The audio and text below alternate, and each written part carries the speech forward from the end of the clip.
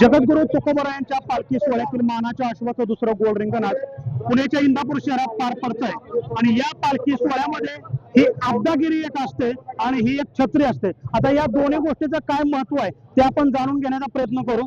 मला सांगा तुमचं नाव काय? नवनाथ रणदेवे, कुठून आहात तुम्ही? अकलूज.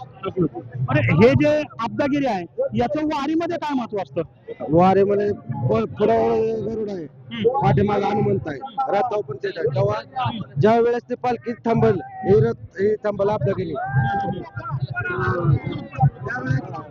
त्यावेळेस पालखी थांबणार, त्यावेळेस ते हलेल, त्यावेळेस हलेल आणि मानाचं त्याला मध्ये जरी पटका हे आता रिंगणामध्ये पहिला मानायचा ही झाला पुढे सगळे पताकावाले ह्याच्या पाठीमागे पळते. म्हणजे हे पुढे असेल त्याच्या पाठीमागे सगळे पताक.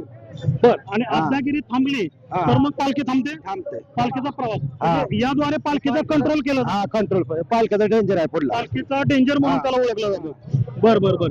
आणि संपूर्ण रिंगण सोहळ्यामध्ये याचा वापर कसा केला जातो? हे साईडला असतं फक्त जरी पटका फक्त पळतो. बर बर बर बर बर. तर याला आब्दागिरी असं म्हटलं की वारी सोहळ्यामध्ये पालखीवरचं नियंत्रण कसं ठेवलं जातं तर ज्यावेळी ही आब्दागिरी थांबते त्यावेळी संपूर्ण पालखी सोहळा पाठीमागे थांबतो आणि ज्यावेळी ती पुढे चालायला सुरू होते त्याच वेळी पालखी सोहळा पुढे सुरू होतो. असं त्याचं एक धार्मिक महत्व आहे. देवा राखोंड NDTV मराठी, इंदापूर.